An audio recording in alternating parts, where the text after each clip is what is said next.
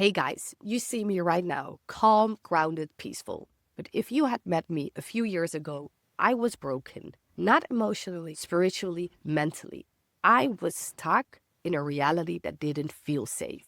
And I was begging God to save me, while not realizing He already gave me everything I needed. But the only thing is, I had to meet God, Allah, how you want to call it, halfway.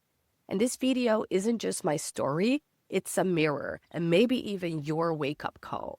Because real change, it doesn't happen out there, it starts within. So if you're going through depression, anxiety, PTSD, if you're feeling lost, I've been there, and I'm not saying this to act like I know it all. No, I'm telling you from my experience.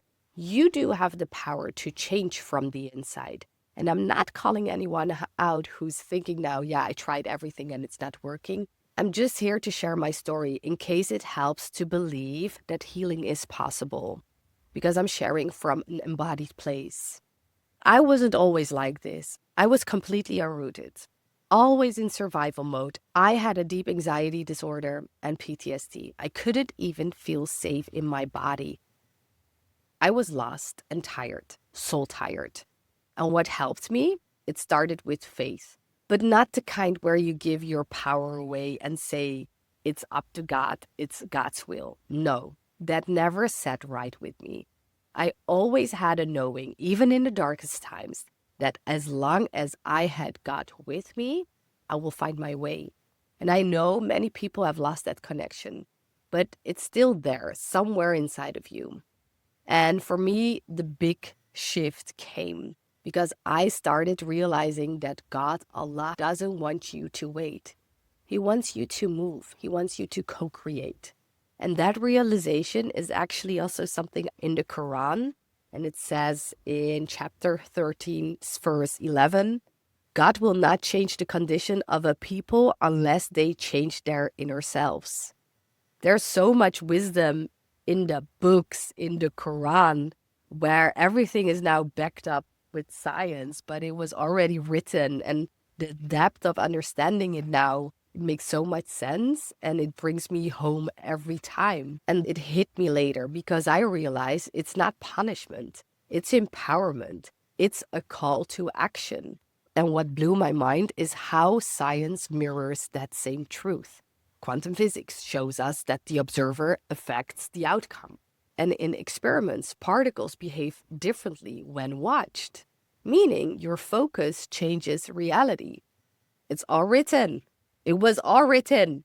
It's not magic. Everything is energy. So where your focus goes, energy flows. And your subconscious beliefs act like a magnet. Neuroscience backed this up. The brain doesn't know the difference between what you vividly imagine and what you actually experience.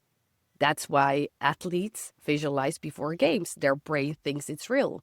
Or think about biting into a lemon right now and what's happening in your mouth right now. Extra saliva, right? So the brain doesn't know the difference between what you vividly imagine and what you experience. Use this as your power. So why am I telling you this? Because when I started imagining a calm version of myself, centered in the supermarket, breathing deeply, my nervous system started to believe it. I was reprogramming myself. I was doing this during my meditation.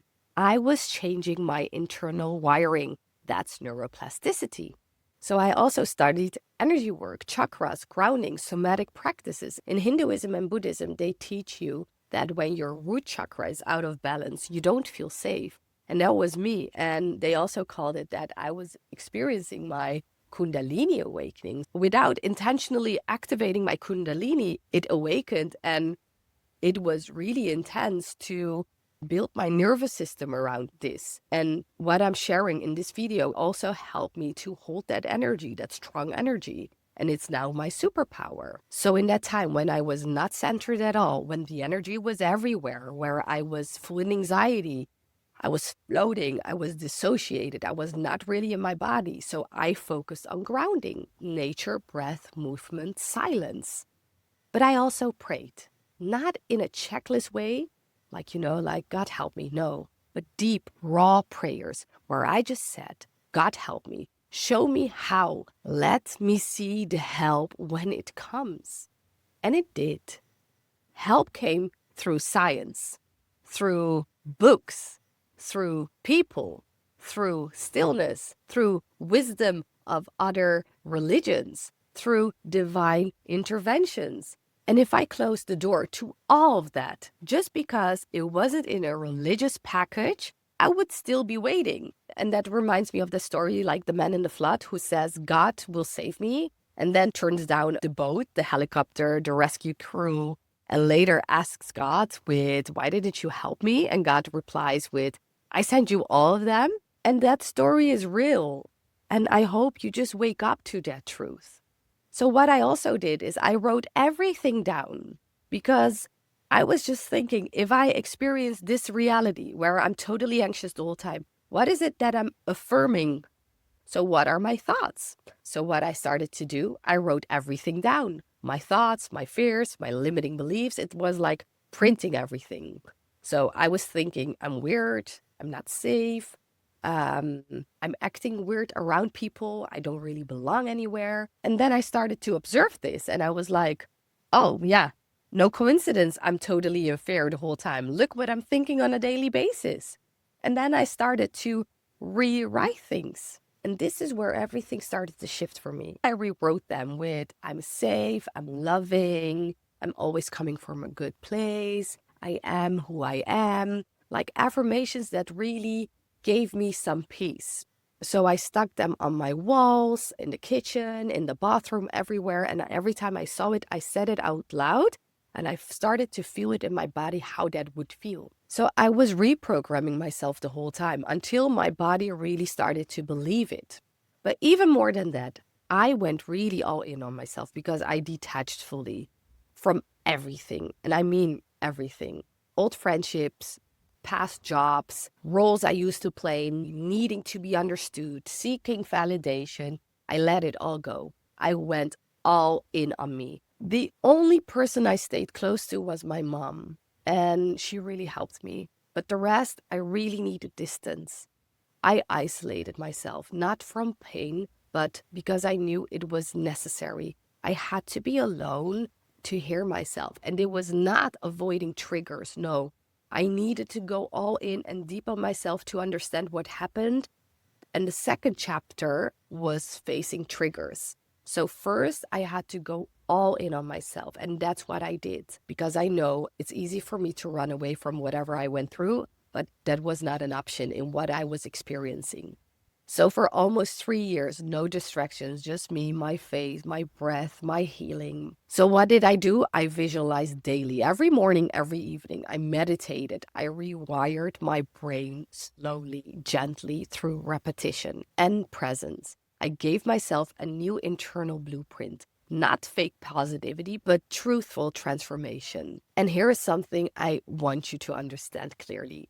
Go off the beaten track. Find your own truth, because the people who only surrendered and waited for God, some of them I know are still in the same place 5 years later. And me, I walked roads people didn't understand. My family members judged me. They had a lot of opinions about it, but I stayed rooted in my truth and I stayed with what felt real for me. And I'm so grateful I really trusted myself in this. And now I share these exact lessons with those same family members who once judged me, and they're really inspired. Because why? Because I'm rooted in my truth, and truth finds its way, even when it's misunderstood at first. And now, 5 years later, I'm here, I'm back. Not perfect, but peaceful. I'm rooted. And I want you to know you are not here to stay stuck. You're here to rise. You're here to return, to remember who you really are. So yes, trust God, but also trust what He placed inside of you. Let this sink in because this is so powerful. Take ownership, take action, and then surrender. Because as within, so without. And the more the puzzle pieces fall into place, the more deeply my faith, the Quran, the depth of the wisdom of religion touches me, the more I am home every single time. My intention with this video is just to help you and inspire you to see that you have to take your actions first and then leave it up to God, because you're created by Source. You're created by God. So that shows how powerful you are. So I hope you can reconnect with that truth. And please let me know in the comments if it resonates. I have a cold, as you might hear in my voice, but I really felt that I had to record this video. So please let me know if it resonates. Like and subscribe to my YouTube channel. Like always, I just want to say thank you for watching, and I'll see you next time. Bye bye.